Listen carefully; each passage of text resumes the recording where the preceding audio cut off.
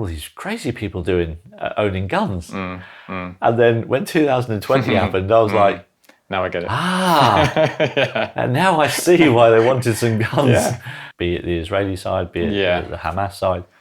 I don't care what side. Yeah. What happens if somebody then comes along and goes, actually, we've got conclusive proof that it is flat and you lot are the ones that are conspiracy theories. Yeah. Thank you for inviting us to your home. You're welcome. Thanks for coming down. It's really lovely of you to feel comfortable enough to invite strangers in to come and paint and chat. Your sort of relaxed attitude in communication is almost sort of disconcerting. So it's really nice to meet you, actually. No problem. Yeah, because, I suppose for me, it's quite brave what you've done. I know probably you don't feel that. Not really. But it's quite a thing to be so vocal about what's going on. And first of all, I just thought maybe you could tell us how that feels to speak out publicly. I think for me, it was all about kind of doing the right thing.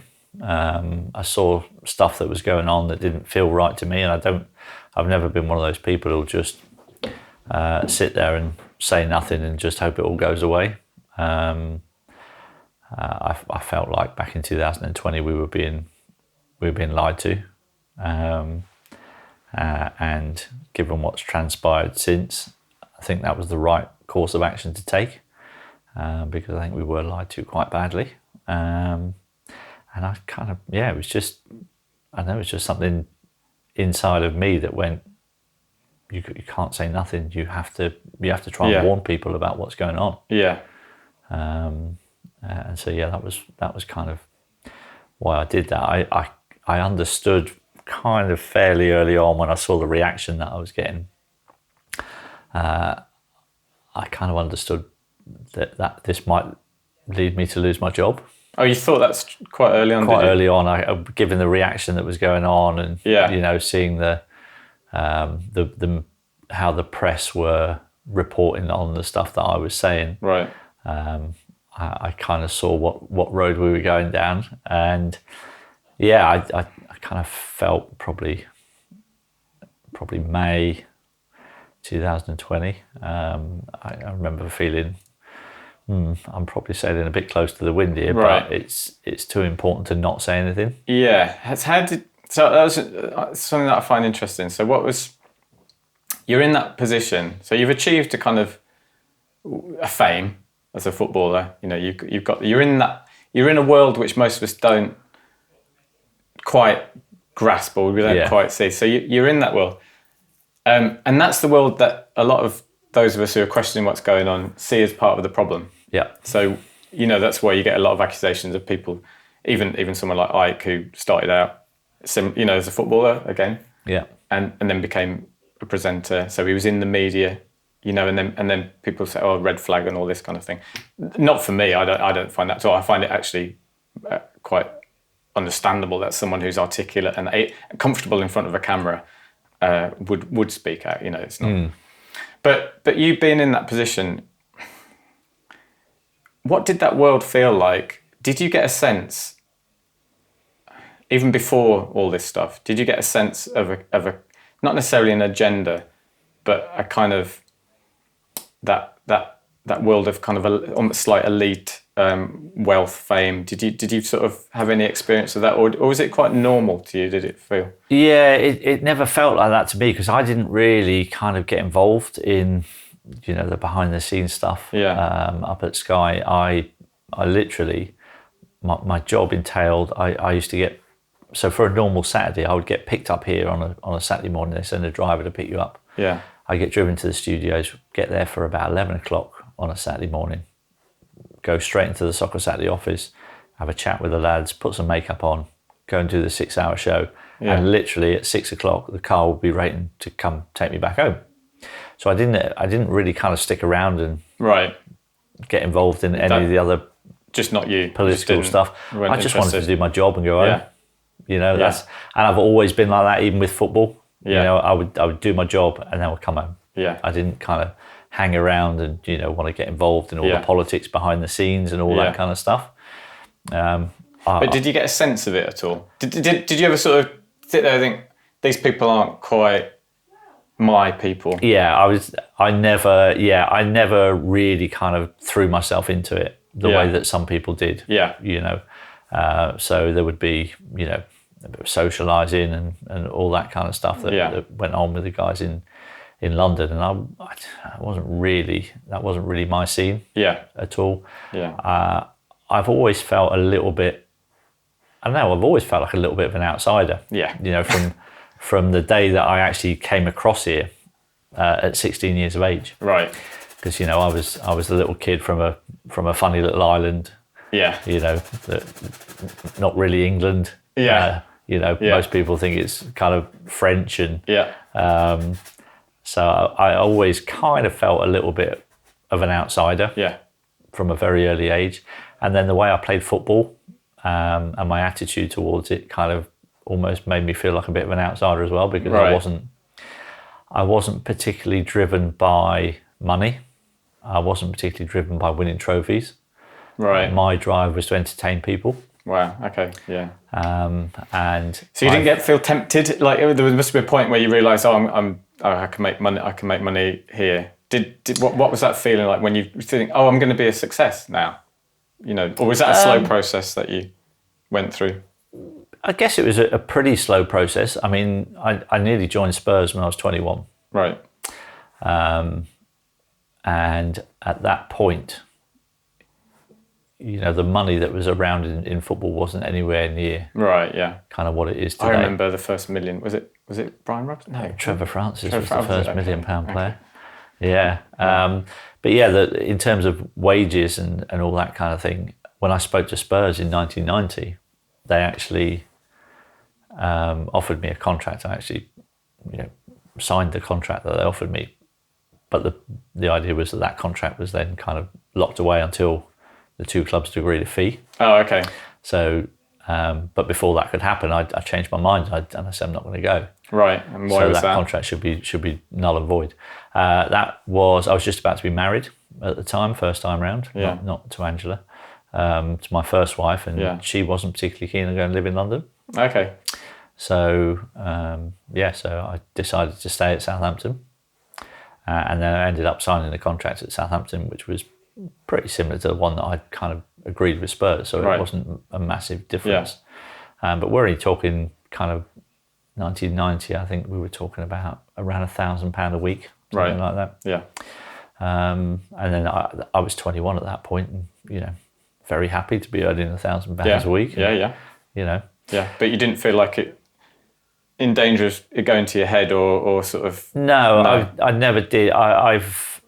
What I have got in my life is a very solid family background. Right. My mum and dad are amazing people. They only just left, actually. They were here last week, which is why we had to change the date. Yeah, that's right. So they came over and spent a few days with us. And then, you know, I've got 3 older brothers who, you know, growing up with brothers who are kind of 4, 6 and 7 years older than you, there's no danger of you ever getting too big for your boots. Yeah. So, you know, if I ever did start feeling like that, I knew that they'd be there to just go, oi, remember where you come from. So I've always kind of done that. And I kind of think, you know, feeling a little bit of an outsider in so many ways kind of made me a little bit different, made me think differently, and made me look differently at people who are, you know, I saw so many people who started earning huge amounts of money and then turned into very different people. Yeah. You saw that, did you? Yeah, I saw that in my time in football. And I didn't like that, I didn't appreciate that. Were those people that you knew quite well personally before?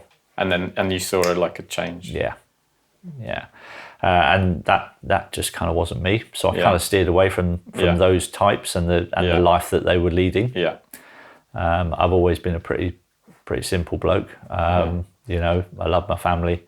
I love my sport, and I just kind of want to be left alone to do that. And that's kind of what really kicked this all off in 2020 when all of a sudden the government were telling me that I wasn't allowed to leave my house. Yeah. And all of a sudden I couldn't do the things that I loved. Yeah. You can't go and play golf, can't socialise with people. Yeah. I was like, hang on a minute, that's not something not quite right here. Yeah. I'm not sticking to that. Yeah. Yeah. I mean, I'm quite happily admit I broke every rule under the book when they tried imposing those stupid rules on us. Yeah. Because I saw through the nonsense very early. And what about your family? Did that cause any conflict? You say you're very close with your family. It did a little bit, especially kind of early on when the media pressure was 24/7 kind of COVID propaganda, and I was kind of swimming against the tide and saying things that were deemed to be quite controversial, but which actually, when you look back now, aren't controversial at all. Most of them were right. No. And so my family were worried for me. They thought I was going a bit mad because I wasn't believing the television. But that's kind of changed a lot over the years with what has transpired, and a lot of my family members now realise what I was saying was actually, pretty close to the truth. And so there was a point where they were concerned for me. I never fell out with anybody. Right. They were just concerned. And I probably had friends as well who probably felt like they were exactly the same. I did hear you say on one interview recently, you're talking about a friend of yours who you have good discussions with, and it's quite open. And absolutely. One of my best mates who I was best man for him 20 odd years ago. And we've got diametrically opposed views on what goes on in the world, but we have conversations about it. He gives his point of view, I give mine, and then at the end of the day we shake hands and we go, I'll see you tomorrow. That's kind of one of the things that really annoyed me about what was going on in 2020 when it all kicked off, was that you weren't allowed to have any discussions. There was no two sides of the coin anywhere. It was just, this is the way it is. And you're only going to get given one side of the argument, and everything we say is true, and you're not allowed to challenge that. And I've never been one of those people who won't challenge stuff if I don't think it's right. I mean, that seems to be part of the plan to sort of weaponize people's emotions and definitely, and get them against each at each other's throats, so that now, I mean, when we were younger, you could have a different opinion. It wasn't a crime to have a different opinion. It seems like it's been a real march towards that becoming harder and harder, and I mean, I've seen it over the years with the whole conspiracy thing. They started dropping these far right sort of insults, and trying to link it to sort of far right ideology. Quite a few years ago, maybe I first noticed maybe 15 more years ago. But it's ramped up, hasn't it? That massively. Big time. The tactics that are being used are pretty blatant. And when you know about the tactics, you see it very clearly. You link it to everything that they're trying to do. And the way that they try to discredit people. I mean, obviously, there are a group of us who can see through it, but there's still, a pretty large group that will believe everything they hear on the television still. This is a question, we all ask each other when we're chatting, in the groups and that, and why do some people seem to get it and some people just seem to struggle? I think there's just certain personality types. I think that's personality traits, and I think we've touched on one of those already, and that was the idea that you don't just you're a non-conformist. You're a little bit different. You're not willing to just trust somebody implicitly until they've gained that trust. And if they do something to abuse that trust, then that's them toast. So I think those personality traits that are able to be strong enough to stand up and go, hang on a minute, something doesn't feel right here. I think we listen to our guts a lot more than the people that are just willing to just sit there, take in the information and not actually think about the information that's coming into them. Yeah. So I've always been a thinker. I've always kind of thought things through, and I like taking on information. I've got quite a logical brain. Right. So, from a very young age, I can remember doing, quiz books and things, and it was all surrounding logic puzzles, and I loved working things out. Yeah. And I think that kind of inquiring mind is also something that a lot of us have. Yeah. Where we're not just willing to the bloke in the white coat to go, well, this tablet's really good for you. Yeah. I'm one of those people who go, okay, so you're saying it's good for me. What are the side effects? Yeah. And what will happen if I don't take it? Yeah. Is there another way that I can do this? Yeah. I've never been and not even consciously, I've from a very young age, I've hated taking tablets. Right, okay. From a really young age. Yeah. And so I don't know if that's got something to do with it and my distrust of the pharmaceutical companies. Yeah. What does that stem from, do you think? I think it just felt very unnatural. I think, when I played my football, I was blessed with, a natural ability to go out and do stuff. Yeah. And it was kind of just there. And I think sometimes, I played football by feel. I didn't play by numbers. I didn't really adhere to the tactics that the manager was saying. I looked at what was in front of me. Yeah. And if, something needed to be done differently, I would do something different to what the manager would tell me, because I felt like that was the right thing to do and the best thing to do. And so I've always had that instinct, and I would kind of go with my instinct. And when it came to tablets, there was something in me that just went, I don't really like that very much. Yeah. So I've avoided taking even paracetamol if I could possibly help it. And I would kind of let my body heal naturally. Right. Okay. And so I kind of did that from a fairly young age. And I still, even now, I had an operation on my knee 4 weeks ago, keyhole surgery. And I came out of the surgery. They gave me a pair of crutches, and I walked out of the hospital using the crutches to get to the car. But the surgery went fine. I didn't feel in any pain at all. And so I got back home. I haven't used the crutches since. And I was sat there that evening. Obviously, I still had a bit of anaesthetic in my knee, and I didn't feel any pain. And my wife said to me, "They've given you a load of painkillers to take over the next couple of days." Yeah. And I said, "Well, I don't really feel any pain." I said, "I don't really need to take one." So she said, "Well, it's probably going to wear off. The anaesthesia is probably going to wear off overnight. So maybe just take one before you go to bed, just to ease it through the first night." So I was like, okay. So I literally just took it to shut her up, really. So I took this one ibuprofen, I think it was, and that was the last tablet I took. So I haven't taken any painkillers since, and I haven't had any problems with it. In fact, the surgeon said to me, "Come back and see me in 4 weeks." He said, "Don't do any sport in the meantime." Yeah. So I was like, okay. Right. So after about a week, I've been walking, and I hadn't even had a limp. And there was no swelling there. Okay. And it was feeling really good. So I just had a little jog to the end of the road and back. Yeah. I thought, well, that feels right.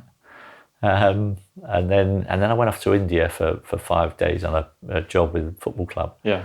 When I came back, I was like, this feels all right. I think I might go and play paddle tennis tonight. So I play paddle tennis every Tuesday night. Yeah. So as it turned out, I was due to play paddle tennis. It rained. It's an outdoor court, and they cancelled it. Yeah. So the next day I thought, well, I'll just go for a little jog instead. So I went I phoned the surgeon first, and I said, "Prof," I said, it feels all right. I said, I went for a little jog last week, and and he said, well, if you're feeling okay, he said, just take it easy, but push it a little bit if you want. So I went for a mile jog. Came back, no reaction to that, and this is like 2 weeks after the op now. And I thought, well, that's all right. I'm going to play golf the next day.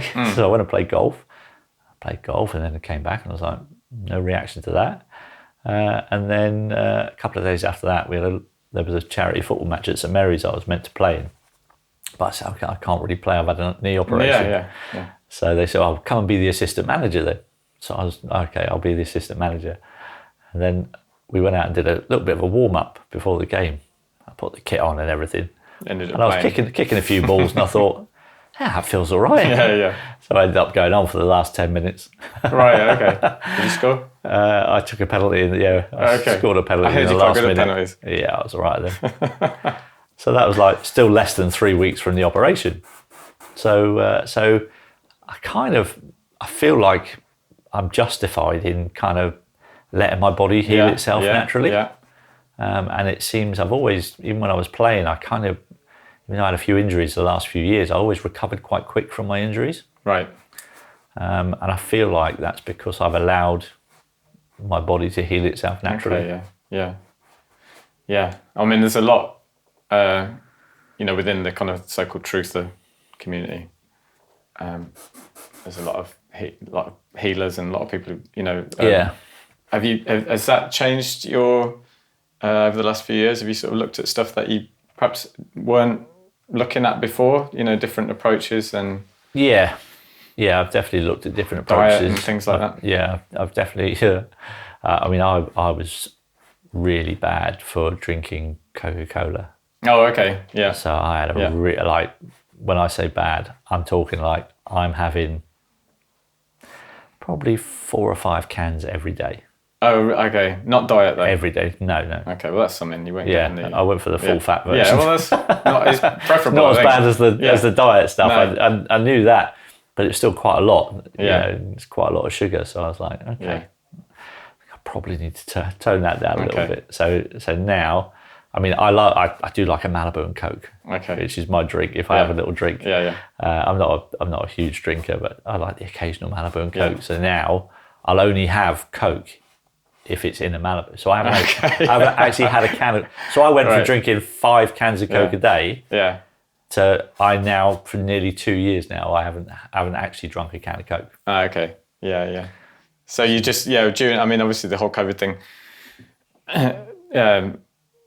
whatever we thought was actually going on in terms of health, it's sort of a side issue almost in a way, compared to, how most people see it. But for us, still, it was something. Did you, were there any kind of health practices or alternative therapies or any of that kind of stuff that you've sort of got into? Or I've certainly looked into a lot of the stuff.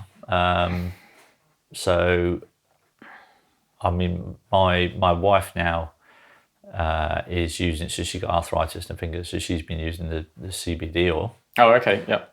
We've kind of gone down that route. Yeah. A fair bit with the CBD stuff. There's been other. I've listened to a lot of, medics and things that are, recommending the vitamin C and vitamin D protocols and kind of how important that is. What for infections and things like that, or just generally for general health? Yeah. Okay. Yeah, general health really. Mm-hmm. I got to know Clive de Cole. Quite well. Oh, Clive, yeah. Over the last few years, we used to watch him years ago and call him Paddington. He was like a sort of friendly uncle figure. Yeah, giving out all this sage advice. Absolutely. So I mean, I've learned a lot of stuff. It's really difficult, I think, to kind of take so much information on board and so much contradictory information at times. Exactly. That's the problem. The really big thing about it all. It is. Yeah. One person will say this is really good for you, and the other one will go, well, actually, that's not that good for you. This is quite good for you. Yeah. And so you've got to be really discerning with what you kind of do. Yeah. And I've been pretty lucky in my life, touch wood, that health wise, I've missed very few days of work because of being ill. Yeah. Touch wood somewhere. Yeah. At the moment, it's an investment. I've got a lot of information. Yeah, I've got a lot of information. I'm a bit more careful about what I do now, but I don't let it overwhelm me.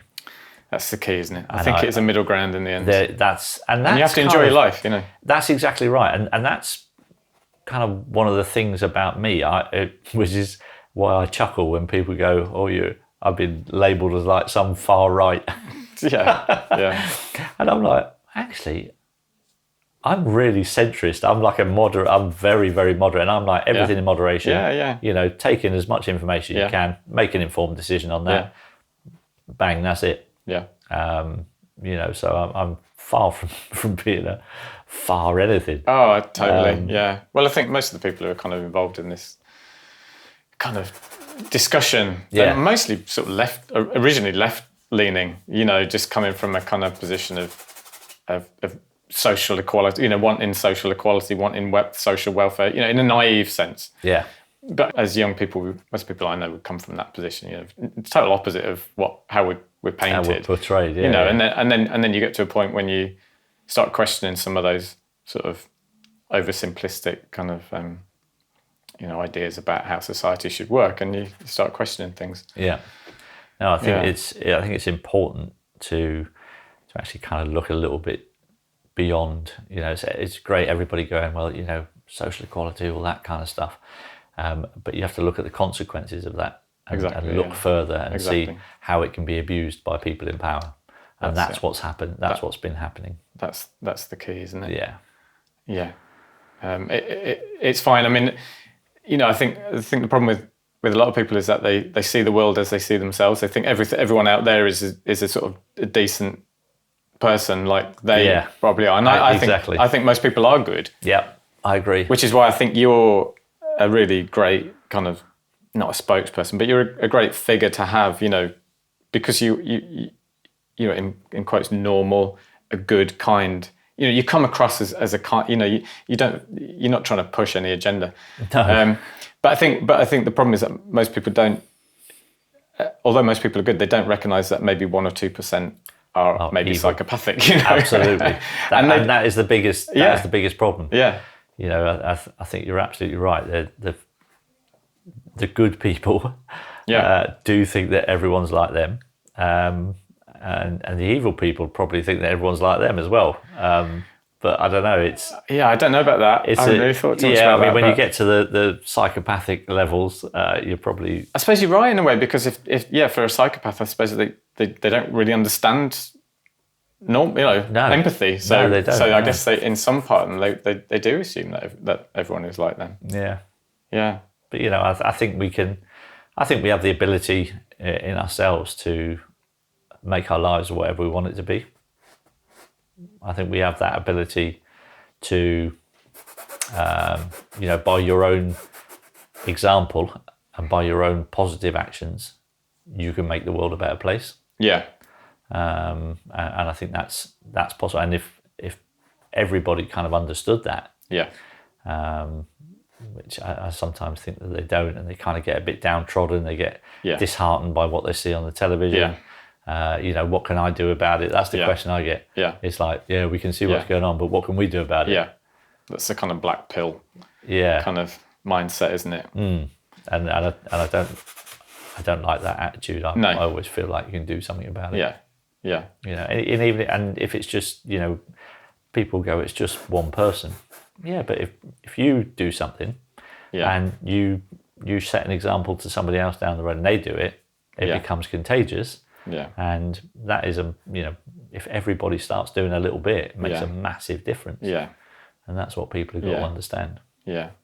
I think there's a whole bunch of people out there who kind of have an idea of what's going on, but they are afraid to even say it to their friends and family, which is why it's great, that's why I started off saying, but you might not think that you're brave, it's just natural to you, but it isn't natural for a lot of people.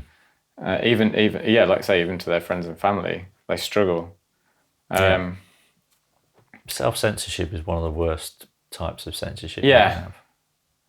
Yeah. Because if you're afraid to give your opinion, surely you need to question the world that you're living in. Yeah. And the regime that you're living under. Yeah.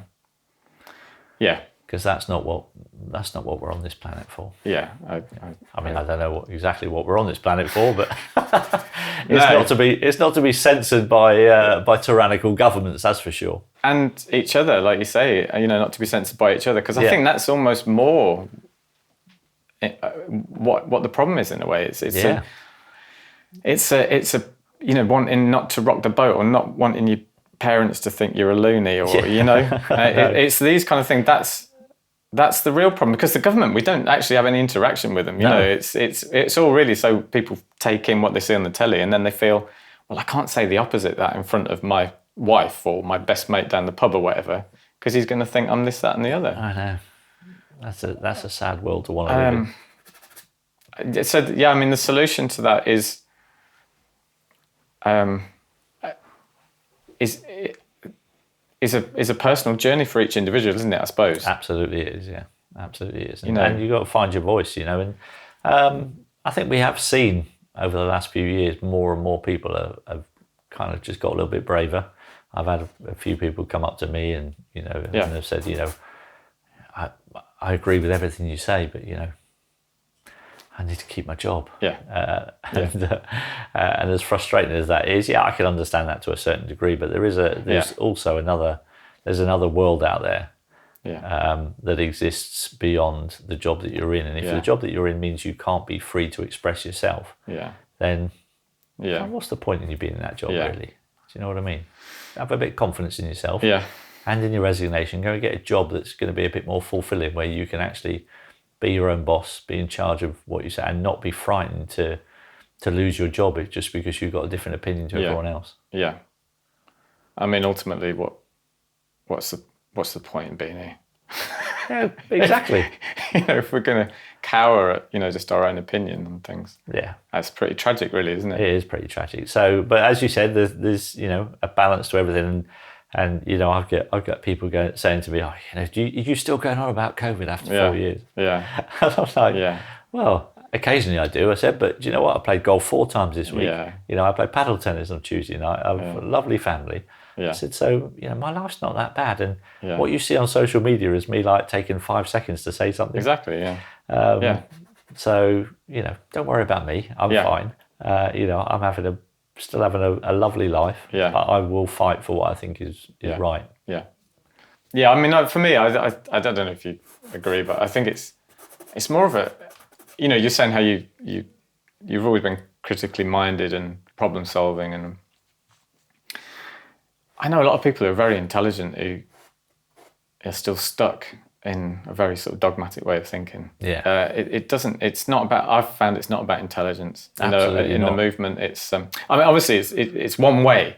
I have got friends who they basically woke up through just analysing data. Okay. But there had to be an openness behind that. Yes. That alone wouldn't have done anything. Yeah. And yet I've got friends who, wouldn't, perhaps on the other extreme, this kind of woo-woo-y sort of hippy-dippy sort of new agey kind of thing, who have come over from a perhaps more agenda-driven kind of worldview to something more aligned with reality.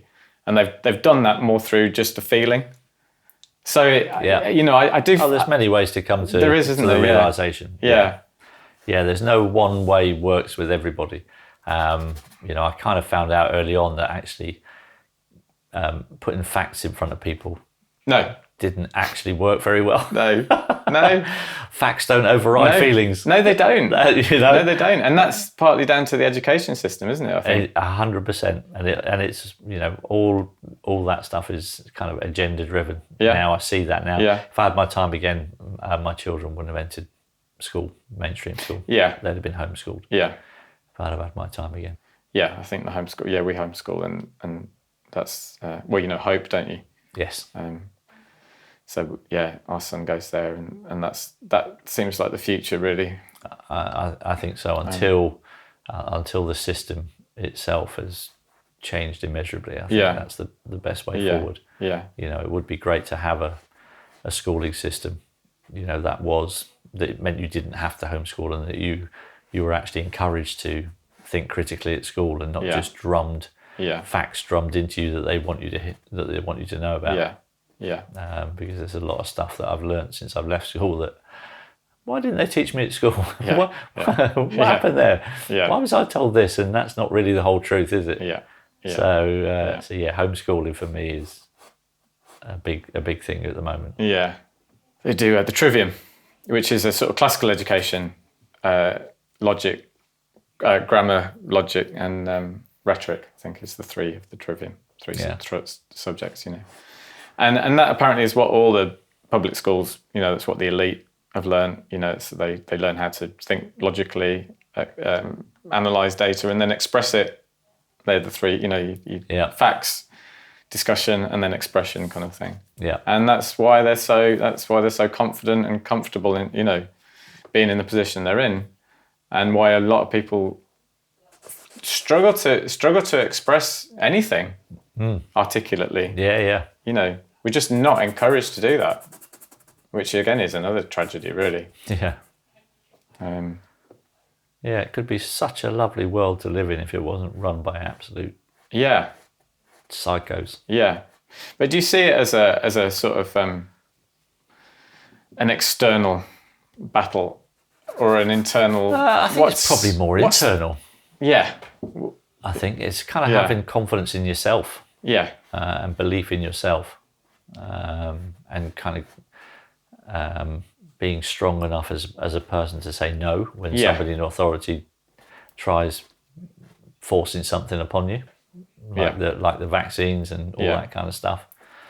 To be able to go, hang on a minute, something doesn't feel right. Yeah, and in a way, could it be?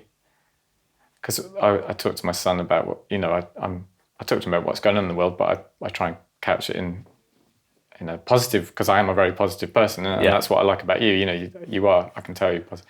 Yeah. But I sort of use the analogy of a computer game. You have to believe the game, and the game has to have baddies. You know, and in a way, that's how I look at the situation we're in, and it sort of helps me. I just think, well, okay, I'm enjoying this, and you know, perhaps these trials are there for us for whatever reason. You know, to enjoy the game, to give us a challenge.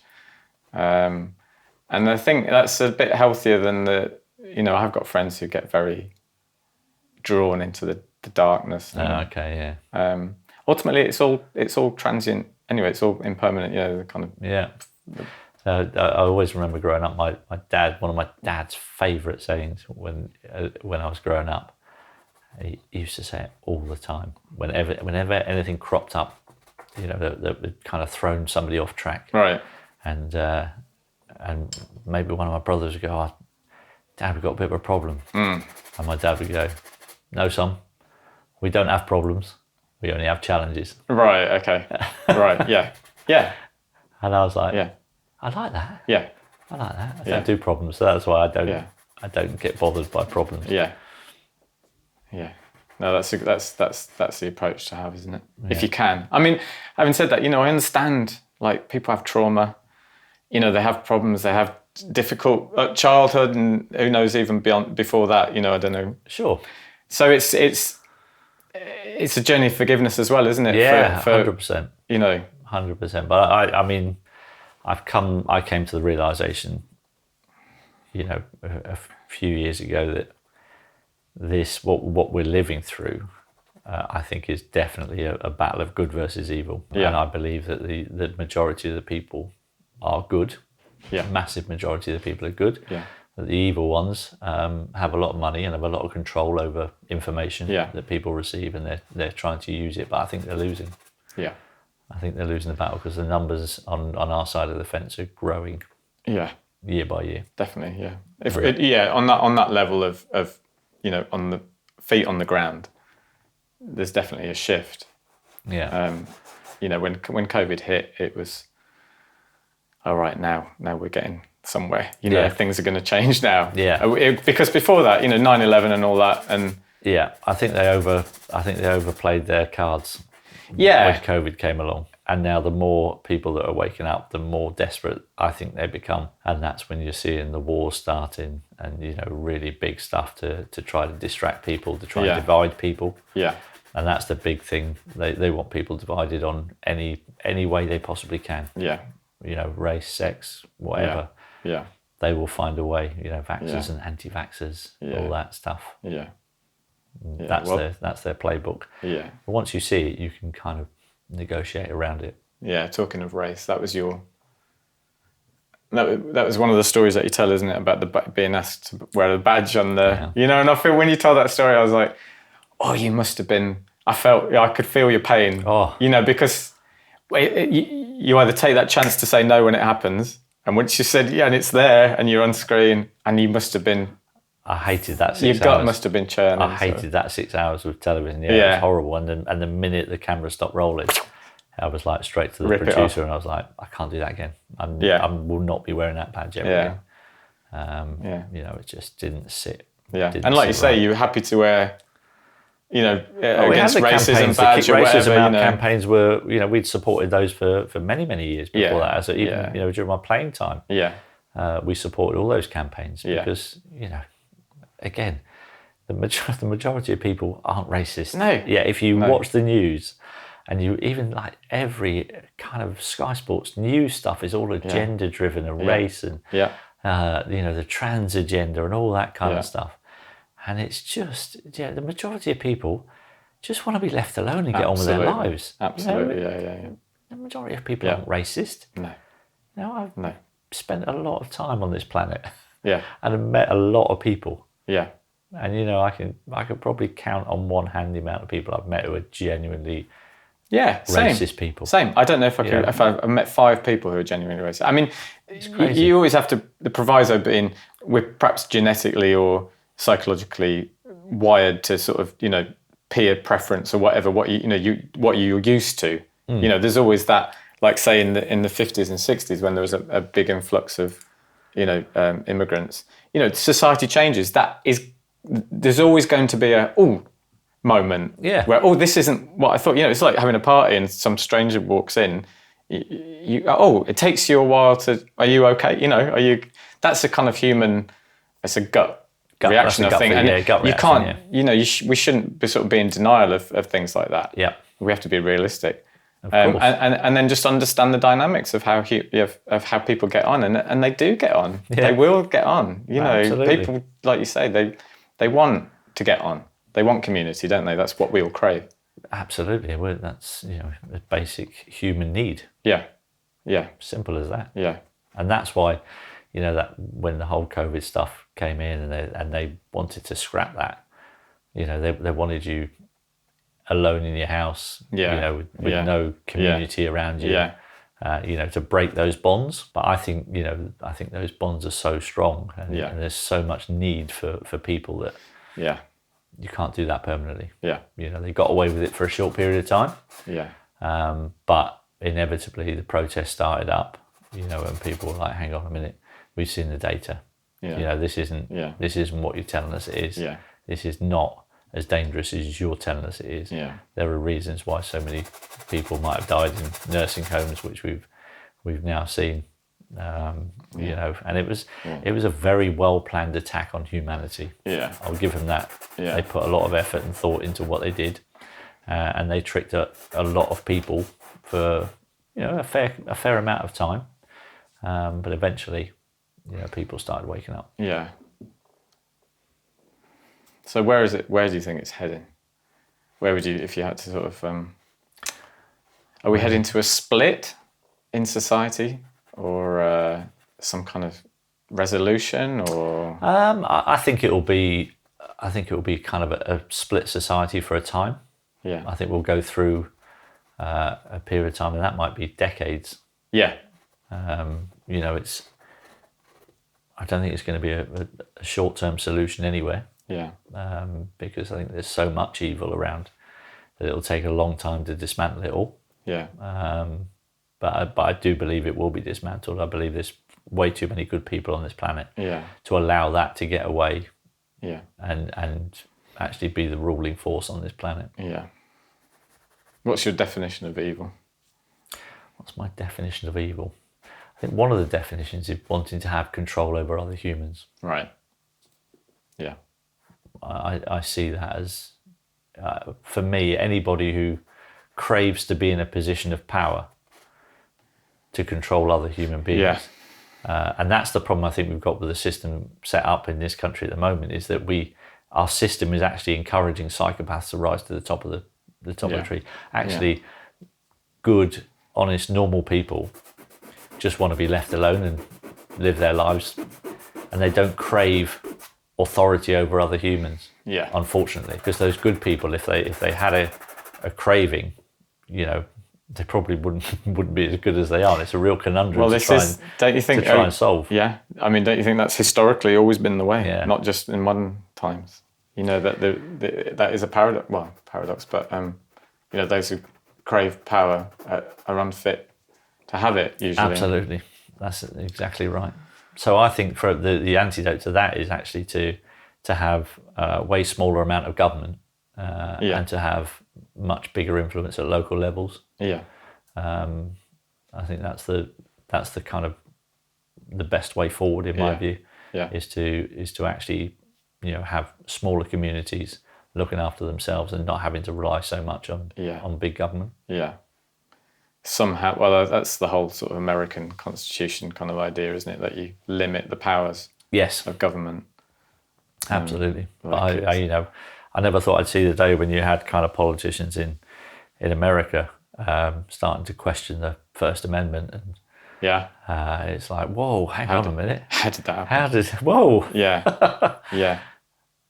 I mean, that's just crazy stuff going on. And I have to say, years ago, I used to think to myself, how many Americans own guns? I was like, wow, what are all these crazy people doing owning guns? And then when 2020 happened, I was like, now I get it. And now I see why they wanted some guns. But, you know, they needed the protection against their government turning on them. And I think that's exactly what we've seen. We're seeing governments turn on the very people that elected them, apparently. I think they've always, I mean, governments are intrinsically, that's their nature, but it's just like you say, it's exposed more recently, hasn't it? You know, people are seeing it more. Yeah, it's been a lot more obvious the last few years. They were a lot better at hiding it. Yeah. I mean, they were kind of boiling the ethical frog a little bit by doing it really gradually. Yeah. Then all of a sudden, it just went mental in 2020. Yeah. In uncertain times, one asset continues to rise, and that's gold. More than just a precious metal, gold is a globally recognized Tier 1 asset with no counterparty risk. Its history of preserving value during turbulent periods makes it a trusted store of wealth, and with central banks and nation-states buying record vaults, it's clear gold is more than an investment, it's financial security. Secure yours today with Knights Bullion. Visit knightsbullion.com or call 01789 266 595. Yeah, it's funny. My friend actually wanted to... I was just thinking that when I was doing that. He was saying, tell Matt, he remembers he wasn't a huge football fan, but he used to go to football with his dad. His dad was a big West Ham fan. And I think he went because he just wanted to be with his dad, you know, he just wanted a relationship with his dad. And he said, when I said I was painting you, he said, tell him, he always remembers one of his memories of going was he was taking a corner and the crowd were like shouting abuse, you know, and they just kept shouting. You're quite vulnerable. I mean, does it feel quite vulnerable in that situation? You just got a bunch of and you're just there, like the limelight on you. You got to take this corner. I'll ask you more about that in a second. I didn't mind it. Yeah, I didn't mind it. You just didn't mind it. I just used to engage with people. Yeah, because what you find is as a crowd, you know, when they're all brave as a crowd. If you single one of them out and talk to them as an individual, of course, you get a very different reaction. Yeah. So I just used to engage people and just actually chat to people and just let them see that actually I'm just a bloke like them, really. Yeah. Well, that was it. That was the end of the story. So that's what you did. And as a young lad, I think it had quite an impression on him, you know, that you did that. And they all the crowd just calmed down. They all had a laugh with you. So you changed. You shifted something. Yeah, that's the big thing.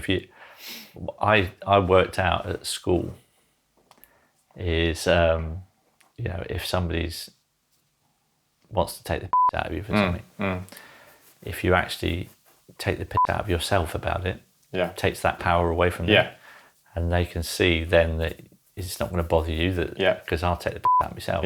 I know I've got a big nose. I don't give a f***. Yeah.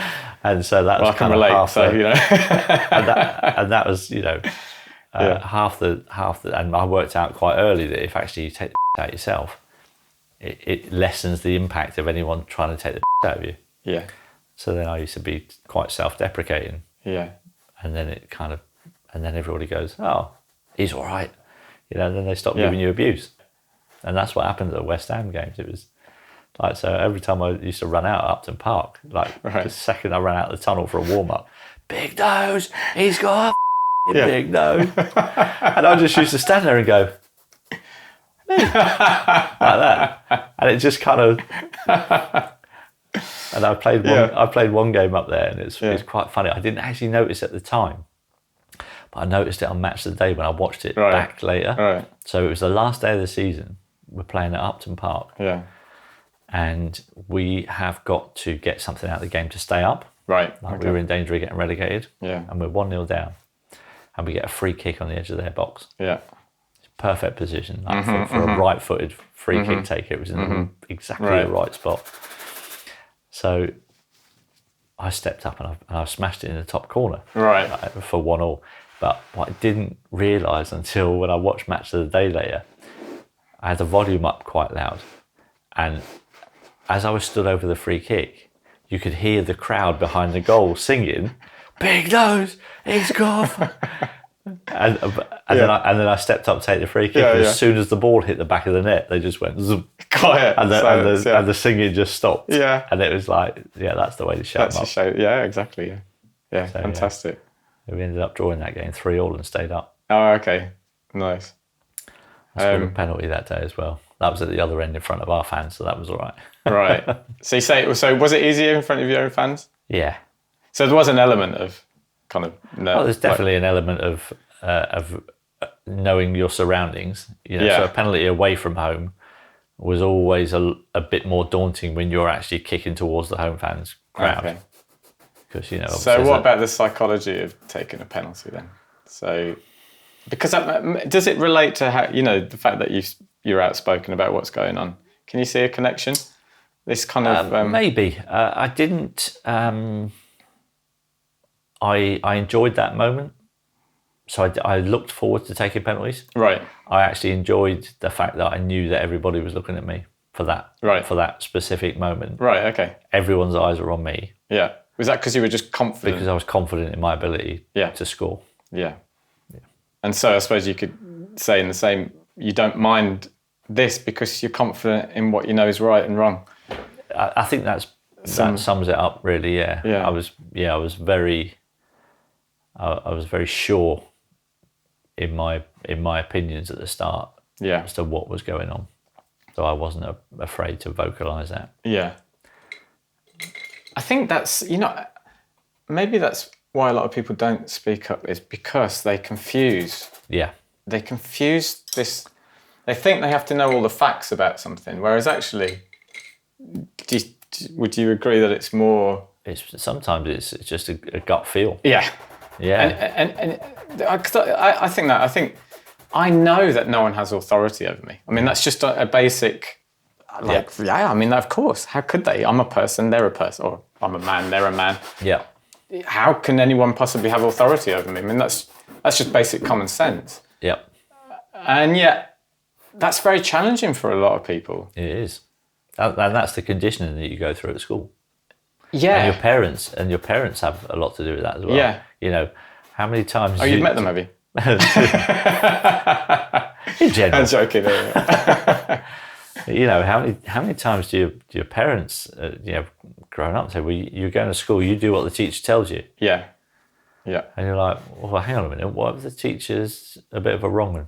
What if he tells me to do stuff I'm not meant to be doing? Yeah.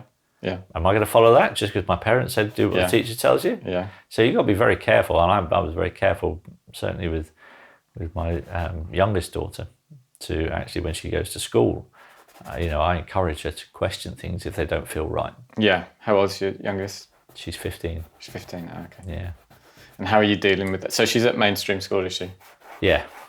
How are you sort of dealing with that kind of the agenda driven, the schooling and everything? So she's pretty good. She comes back and tells me all the stuff that they've done. Yeah. And then I correct her on what she's been taught. Okay. That's it, isn't it? That's all you can do. Yeah, and she's pretty good. She's pretty good. She takes on board stuff, and she's pretty clued up to what's going on. You know, she's, you know, her gut is telling her that, you know, this isn't right. You know, I've got children identifying as cats in my class, and like, that's not right, Dad, is it? Yeah. No, it's not. Yeah. That's a mental illness. Yeah.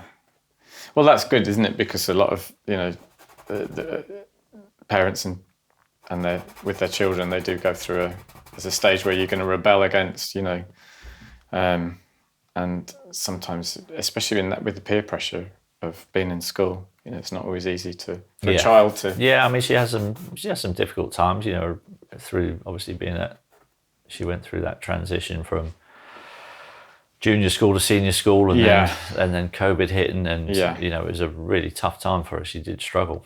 Yeah, but she's come out of it the other side a good, strong person. Good on her. It's not easy.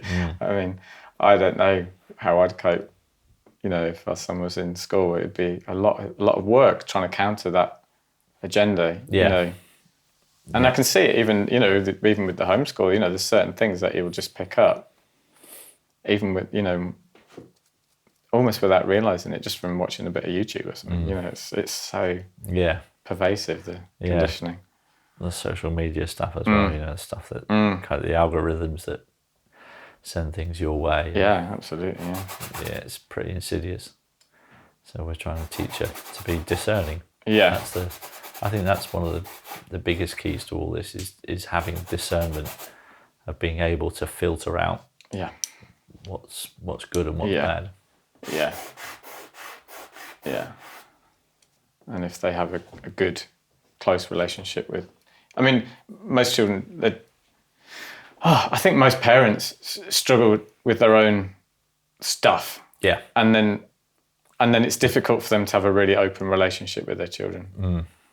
And therefore the children end up using the peer group of their, you know, instead of the parents as their guide. You know? Yeah. I think that's a big part of it, really. Yeah. But that's an ongoing intergenerational healing process, isn't it? I suppose, you know. Definitely. But yeah, my same friend who went to see you at West Ham.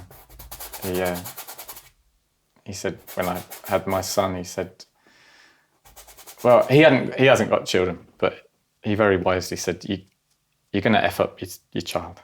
You just have to give them the tools to deal with it. And that's really stuck with me, and I think it's brilliant advice. You know, don't feel guilty, because we're all part of this messed up system. Yeah. And we've all got our stuff to deal with. Very wise. If you can just give them the tools to kind of deal with some of that. It's a traumatic, you know, there's a lot of trauma to deal with. Yeah. A lot of pain. Every day is a school day. Every day is a school day. We all learn as we go along. Yeah, absolutely, yeah. So that brings me to thinking every day's a school day. So there's a humility that I get from you, which is very like warming, and you know, it's a very genuine kind of sense. The so-called truth movement.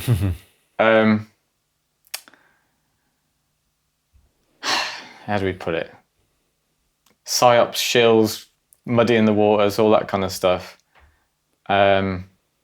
It's something for us all to think about, isn't it? How do you what's your take on it? Being, as you've, in context, you know, as you've probably found yourself speaking at certain events and certain festivals and certain places where you've had more dealings with so-called, you know, truthers, or whatever you want to call them. I don't like that term, but you know, how do you sort of navigate that, and what's your take on the whole?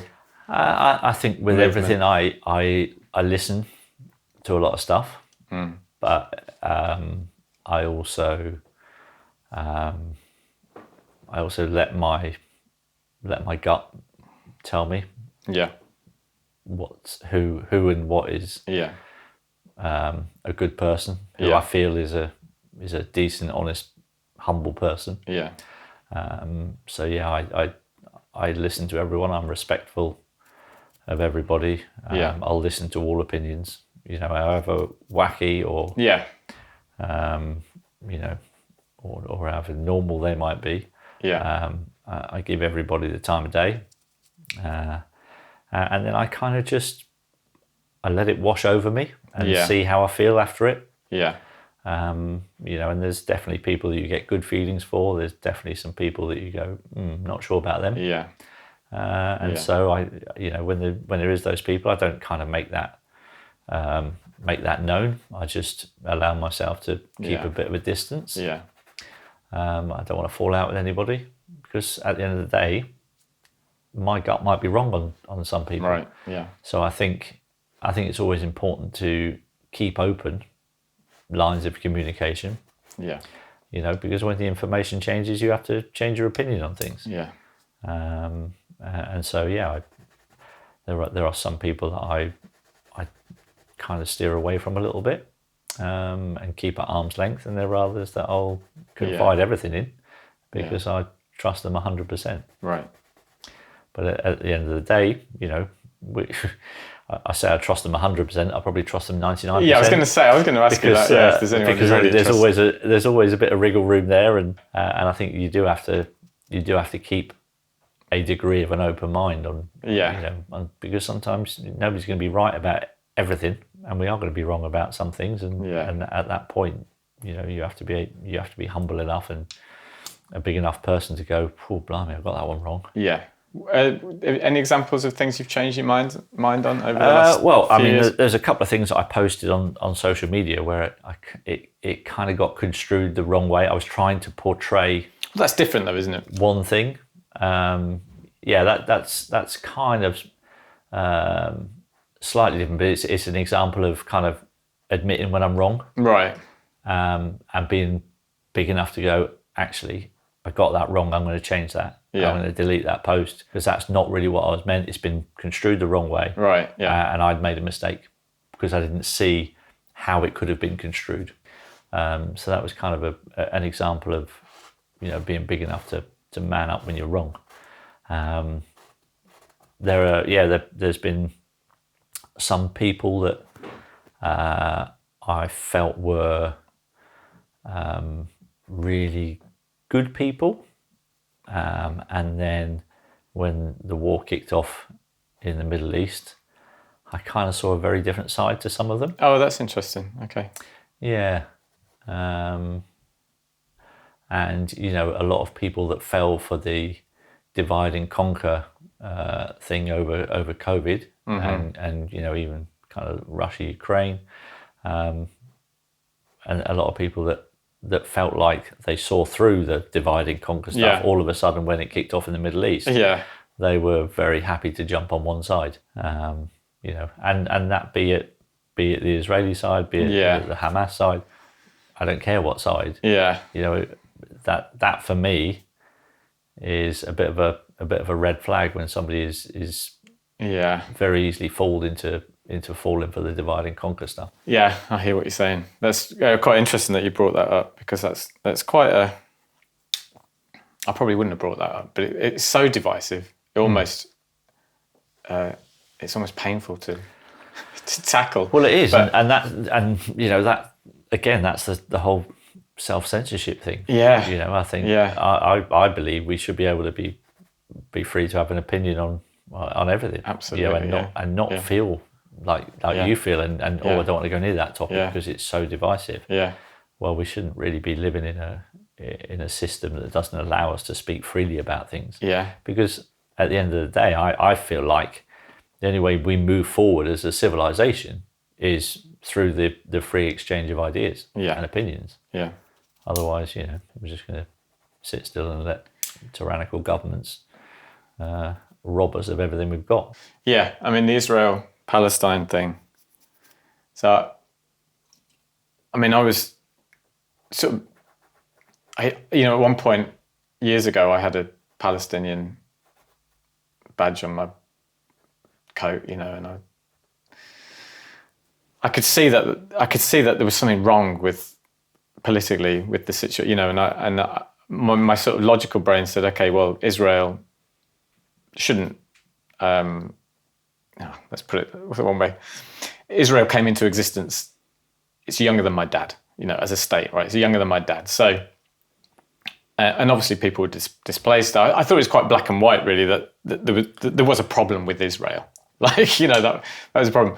And then I kind of just had that as I never really thought about it much recently. And then obviously last year or so, and I've started, and then a lot of my friends would probably have the same opinion, and I like you, I'm thinking now, oh my God, now they're just falling for another divide and conquer thing, and my position on it has become much more nuanced, Yeah. And I watched Tommy Robinson talking about Israel, and I don't know, like I was very sure of my opinion like a few years ago about what was going on, and now I'd have to say I don't actually know. I don't think there's many people that can claim to know everything that's gone on. No, and that's why it's difficult to have a real informed opinion unless probably you've been living under that system. Yeah, you don't really know exactly what's going on. Yeah, and what we do know is that people are suffering. Exactly. And that we don't want that. No. But how these things are being manipulated. Yeah. On both sides. War is very profitable. Exactly. Yeah. Yeah. So if you follow the money, you normally get to the root cause of everything. Yeah. I tried to follow the science, but I had to follow the money, and then I got there. Ain't that the truth? Yeah. Yeah. That's one of the best memes I've seen over the last couple of years. Same, stuck with me. There are some that just lodge in your head and don't go away. They're very handy actually. We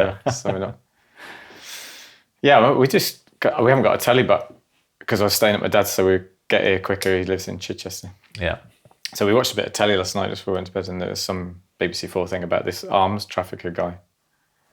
And that's the reality of it. These people, it's so messy. And it was this guy, he'd followed his history. He's 83 now. And, he got involved in the drug cartels in South America and then in Iraq after 9/11, and it followed him. And he was, I suppose you would call him, he had psychopathic tendencies. He's basically just for the money. Fascinating little insight into a character, a little documentary focused on him. But, that's the reality of it, isn't it? It's just messy. It's people. It's not, when people say, oh, this state versus this state, I mean, what is Israel? What is Palestine? What is, what are they? They're just constructs. They don't. So to say, oh, I'm believing, you're falling for that. Yeah. You're believing in an abstract concept. Yeah. And isn't that always going to lead to problems? Yeah. That's not to say we shouldn't be vocal when people are being, like, I don't know, blowing up and kids being, that's like, let's talk about it. But we need to be precise, don't we, about what's really going on. You never get told the real reasons. Yeah, to think, that's it, isn't it? And then when the wars happen, the only ones that get to tell the story of the war are the ones that win the war. Yeah. So are they really going to tell you the whole truth? Yeah. Yeah. That's kind of one of the biggest things I've kind of suddenly dawned on me over the last few years. Right, was, okay. Blimey. The winners get to tell the story. The winners get to tell the story. Are we really being told the truth? Yeah. And the one question that's kind of been running over and over in my mind is like you've grown up in this country, with all the propaganda from the BBC. Yeah. And I now suddenly think, hang on a minute. Yeah. Are we the bad guys? Yeah. Yeah. Well, there's that interesting. I don't know if that's what you've got in mind. That guy, what was his name? Who did a Tucker Carlson interview, didn't he? And he sort of blew up on the internet talking about Churchill and. Yeah, it's interesting. He claimed Churchill was, he described Churchill as the real bad guy in that scenario. But again, it's. But it's one person's opinion. Yeah. Are we ever really going to find out the actual truth? No. 100% unless you were Churchill. Yeah. Or the people close to him who it's so difficult to try to discern what is the truth. Yeah. And that's why all the, the government stuff about, the disinformation and misinformation, the fact checkers and all that kind of stuff. It's like, what are you doing? What are you playing at? Who are you? What made you so important that you become the arbiter of the truth of what is the truth? What gave you that? Who gave you that power? Yeah. And again, and that's one thing that's one of the things that you can't really accuse me of being. Having chosen to spend my entire career at Southampton Football Club, turning down opportunities. I could have gone to Chelsea or I could have gone to Liverpool in 1992, I think it was. Okay. I gone to Chelsea in 1995 when Chelsea were just starting to kind of throw a few quid around. And, that was kind of the time when if I was going to be swayed by any money, I was probably on maybe, what would I have been on back then? Maybe a couple of grand a week, 1,500 quid a week, something like that, around that time. And, right. Had I gone to Chelsea then, it would have probably been, I don't know, between 10 or 15 grand a week. All right, okay. At that point. Yeah. And then, roll forward 2002 when I retire, and I'm still earning just under 4 grand a week at that point. Yeah. So, being in it for the money is something you can't really accuse me of doing. No. That's never been my objective in life. My objective in life is just to kind of be as happy as I can while I'm here on this planet. Yeah. Pretty simple. Have you been accused of, what was some of the, how does it feel? I mean, I suppose the same as with the football when you've been abused by, but it's not nice, is it? Being online abuse and. Yeah, it don't bother me. Just water off a duck's back. Water off a duck's back. Oh, that's brilliant. Yeah. Having spent 16 years being abused by thousands of people at every away game, you kind of get used to that. And I know that the accusations of being a shill and all that grifter stuff, I find it quite amusing, really. Yeah. I mean, I've just gone from I've probably lost more than 50% of what I was earning 4 years ago. Yeah. Because of the stance that I've taken. Yeah. So for somebody to then throw that accusation at me, it just tickles me. They're obviously not that bright. Come on. Yeah, I think it's an interesting phenomenon within the kind of movement. So, that people are quick to throw around the shill kind of accusation. I think it's partly jealousy, I would guess. Partly that. Maybe. I think partly paranoia. Paranoia, possibly. I also think that sometimes they do it to get a reaction out of you and to see what your reaction is. Right, yeah, I'm sure that's part of it. But even within, like to each other, not even to the person, people just like to throw that around. Yeah. And I think it's, in a way, it's oh, you're not going to fool me again. I've been fooled, and now everyone's a shill. Yeah. So I'm just not going to fall for that again. And then you end up living in a very narrow kind of paranoid delusion, really. Yeah. And there are people like that. I mean, we've got the band have got a tiny profile in Brighton, but we even had one guy who's clearly not well making a video about some of us saying, he said, I was David Tennant.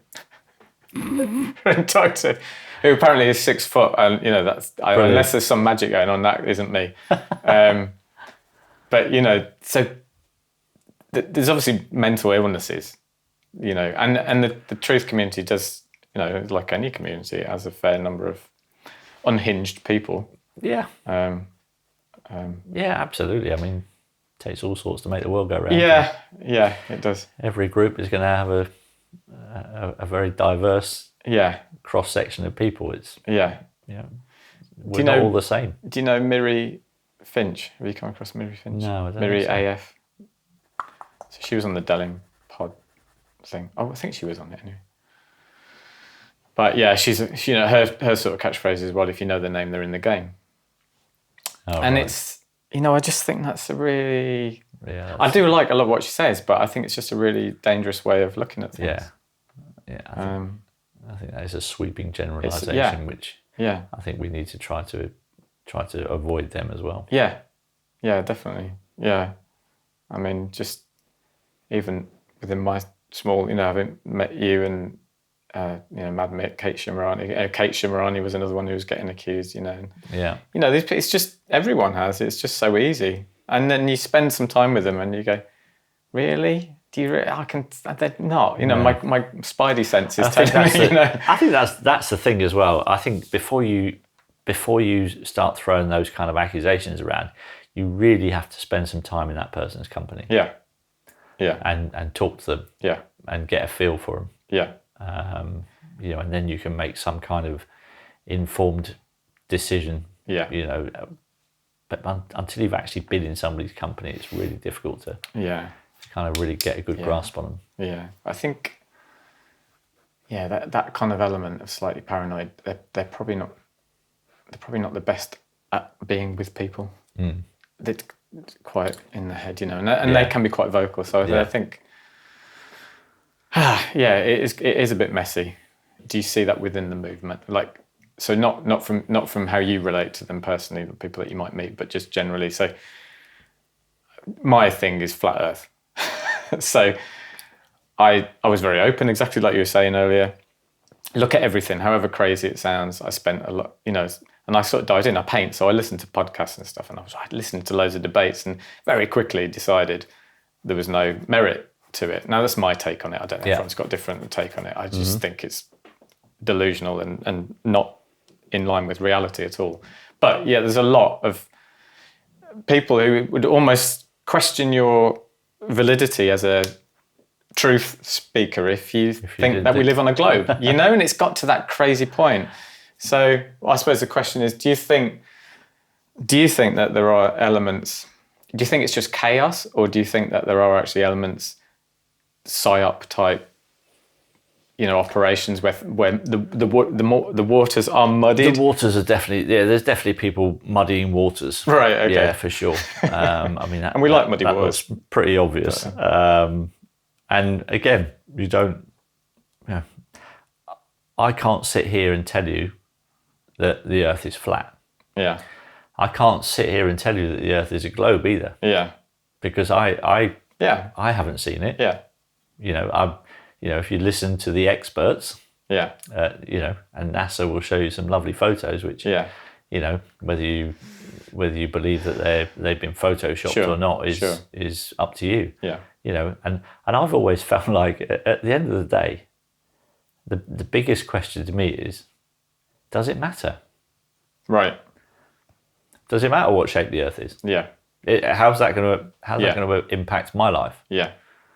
But I mean, from a scientific point of view, I mean, it's a valid question, isn't it?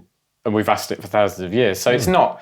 So it used to be that everybody thought that the Earth was flat, and then the people that were saying that the Earth was round were probably considered conspiracy theorists. Yes. And a bit bonkers. Yeah. And now the world has just completely flipped. Yeah. And now everyone thinks that most people think that the world is round. Yeah. And everybody else who doesn't think it's round is now a conspiracy theorist. But those same people, however many hundreds, it's not even that long ago. No. They were the ones that were the conspiracy theorists back then. Yeah. So it's like, okay. So repeating. What happens if somebody then comes along and goes, actually, we've got conclusive proof that it is flat, and you lot are the ones that are conspiracy theorists. Yeah. How do we know that's not going to happen in the future? Yeah. Yeah. We just don't. Yeah. Unless you physically fly a plane high enough, which you probably can't. I don't know, because I don't know about the physics of all of that. Yeah. To actually see with your own eyes that we are on a globe. Yeah. Then you can't say speculation. You can't say definitely. Yeah. I'm 100% living on a globe, because you haven't seen it with your own eyes. That's the way I look at it. Yeah. And then I go, well, actually, does it really matter? I just want to play golf, really. Yeah. Yeah. Oh, it's completely fair enough. In terms of, does it matter to us as individuals? It doesn't, does it? I mean, it really doesn't. But I guess the big thing is that they believe that we've been lied to about everything. That's it, isn't it? And so, when you're in that mindset, it is really easy to just look at everything through the lens of well, if the government are telling us it's that, it must be the opposite. Yeah. And I think that's a trap that a lot of people fall into. I think we have to be really careful not to just kind of go down that route of just disbelieving everything. Yes. I think you've got to, I agree with that. And again, it comes back to discernment and, Yeah. taking in all the information, let it wash over you, and then just going, right, how do I feel about that? Yeah. What do I think? Yeah. Then when you come to that decision, that's your decision, and that's fine. And if you see things that make you change your mind, then don't be too big to not change your mind. If the facts present themselves and you see that. Yeah. I think what I find fascinating about it is not actually the debate itself. It's everything that goes along with it. So it's the division, the self-assuredness of people who think it's one way or the other. Like you were saying, the people don't seem to have the skill to sit back and just go, maybe this, maybe that. Something becomes a fight. So I went to, it sounds beautiful. I didn't get to see you because I was supporting Mad Mick on the stage, so I couldn't get to, I wanted to come and see. But I did wear a t-shirt saying the earth isn't flat. Changed my mind or something like that, just for a laugh, because I knew there was a real strong flat earth contingent there. Yeah. And I just thought, we're truthers, supposedly. We should be able to have a laugh about this and just have an open chat. What I find fascinating is how emotionally attached these people are.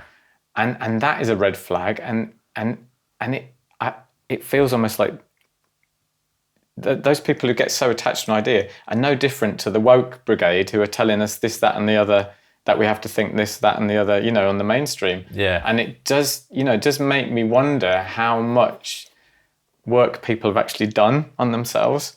Because I interviewed Jackie Devoy, she's a flat earther, but we didn't really get into it, but it was totally fine. She has her opinion, I've got mine. Yeah. Surely we should be able to do that. We should be able to converse like that and be able to disagree, but agree to disagree. Yeah. You can have different opinions. At the end of the day, does it really matter? No. You're still humans who want to interact with each other. Exactly. And not fall out. Yeah. You have to fall out over ideas. Yeah. I just find it strange. I do find it strange. And I think it comes down to that when you start questioning what's going on, a lot of people are still looking for some kind of surety. And it's not a black and white world. And so, they find surety that we've supposedly thrown out because we're trying to find reality. Yeah. And yet they jump on another kind of. I think the best way to put it really is we should all be fairly fluid in our thinking. I think that's the best way I can put it. Yeah. Never disregard something totally. Yeah.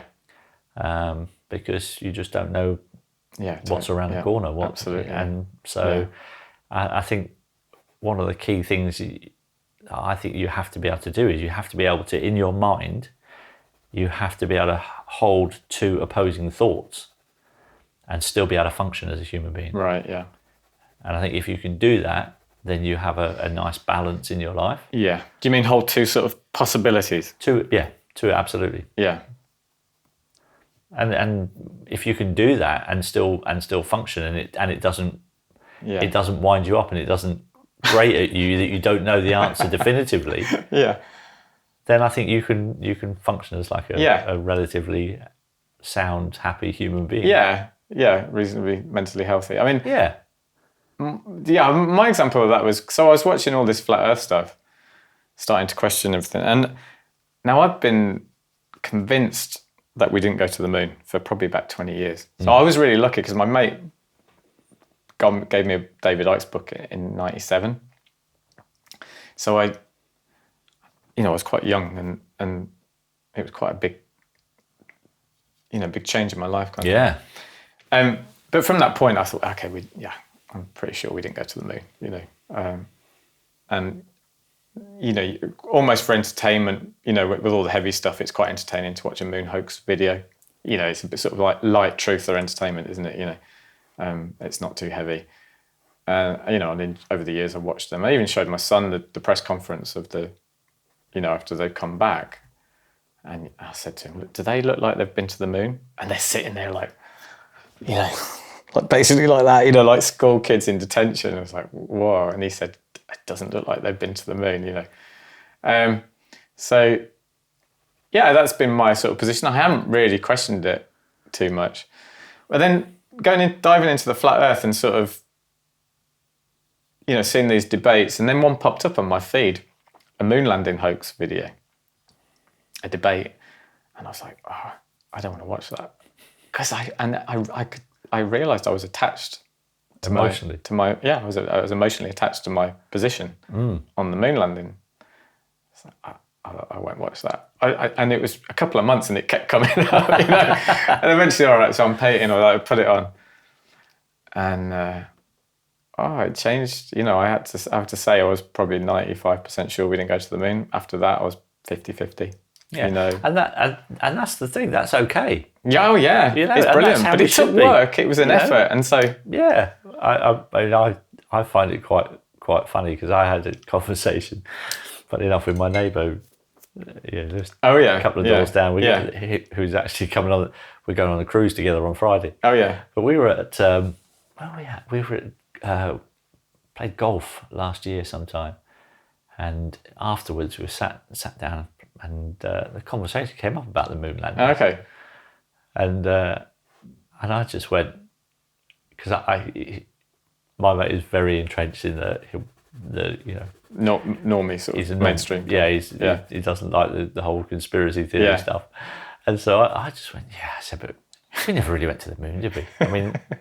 Come on! I mean, look at the state of that. Look at the state of that capsule. Yeah. Surely that never reached the moon. Yeah. And oh my God! I didn't realise it would provoke such a reaction. Yeah. He was really emotionally attached to it. It's not the same guy that you mentioned earlier. No, different guy. Yeah. But he was really emotionally attached. Yeah. To yes, we did. Yeah. We definitely went to the moon. Yeah. Don't be so. How can you be so stupid? Yeah. And it tickled me, because I was half kind of winding him up. Yeah. And it really, and it was like, ooh, I didn't really expect that kind of reaction. Right. But it was quite funny. Yeah. But the interesting thing was, there was like 7 of us around the table, and I just said to him, I said, can you not hold the idea that maybe there's a slight chance that we didn't go, that maybe it was. A bit of a hoax, and they could have fooled everybody. Yeah. Or are you 100% certain that they went to the moon? That's a good way of putting it. Yeah. And he went, no, I'm 100% certain. Yeah.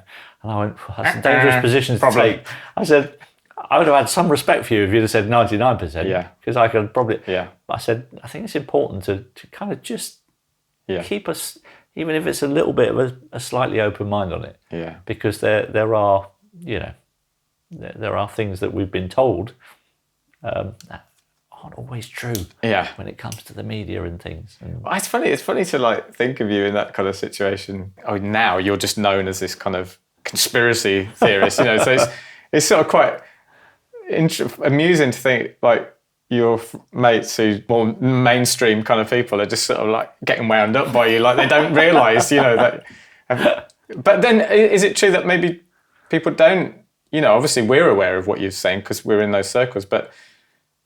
Do you have friends who aren't even really aware that you've gone through sort of?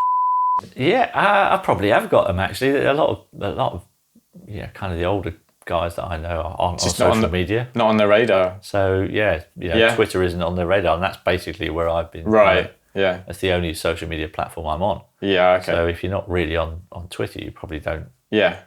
Apart from the hit pieces that the mainstream media do on me in the newspapers and stuff when they decide that I've obviously got too close to the truth and they needed to try and shut me down a little bit. Yeah. But apart from that, I mean, most people don't even mention it. No. Out in public, and I meet a lot of people. I go out and I think I've had one. I've said this on a few interviews. I have had one person in the last 4 years in public that shouted at me that I was an anti-vaxxer. Yeah, I did hear you say that's the only derogatory thing anybody has ever said to my face in 4 years. Right. Now, I don't know if they're just not brave enough to say what they think. Yeah. But everybody else has been absolutely good as gold. Yeah. You know, they'll come up and ask for an autograph, ask for a photograph. Yeah. And and what was really nice is that a couple of years ago I went to Cheltenham races, and I went with quite a few members of my family. And what was really nice was to see the amount of people that were actually coming up and wanting photos and being really nice, and not a single person had a bad word to say. Yeah.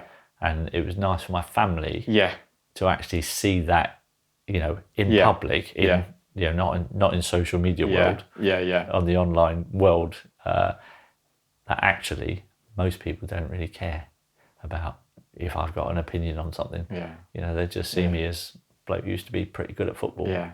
And and now he's at the races mixing with the common people. Yeah. At the bar, in the not in the posh corporate bit. I'm just one of them, really. Yeah. Well, I think that's brilliant, and I think that is why you're so important, really. I think you've probably reached a lot of people that more extreme kind of, I don't know, say Alex Jones, who reaches millions, but there's something about your the way that you conduct yourself and the way that you're seen by people, which I think is really important. Yeah, I mean, I've always, as I said earlier, I've always considered myself to be quite a centrist, quite moderate in my views, really. Yeah. And pretty sensible, Yeah. I mean, I don't really know a huge amount about the star signs, but I'm a Libran. Oh yeah, that's right. It's your birthday, wasn't it? Yeah, I'm a Libran as well. Yeah, and we have the the scales. We're just trying to balance everything up, and it's trying to get everyone to get along. You can see that point of view, can't you? It's like same. But I think if everybody kind of had that view where we're allowed to have different opinions and different views, and you could believe 100% that the moon landings took place, but I might believe 20% it took place. And so, we're a little bit different. And one day, we might find it. Or you yourself might go and land on the moon. Yeah. And then I'll believe you. Yeah. But when you see stuff like, I think I saw, what was the video I saw of, but again, you don't know what to believe because the AI is so good these days. Now they could just make up anything. Yeah. But it was quite a long time ago. It was, I think it was Buzz Aldrin, was asked to swear on the Bible that he'd actually been to the moon and he wouldn't do it. Yeah. And you just think, well, mate, just do it. Shut him up. Yeah, but would you do if some bloke came up to you and was like demanding that you did something? If I'd have been to the moon, I probably would have done, just to shut him up. Yeah, I don't know. I'd be like, oh, F you, I'm not doing what you told me to do. Do we create our own reality? It's a good. Are you really here? Have there been a few I told you so's? Yes. Any kind of professional footballer worth their salt would probably, if you speak to them in private, who took penalties, would probably say the same thing. Right. About taking penalties against a women goalkeeper. Yeah.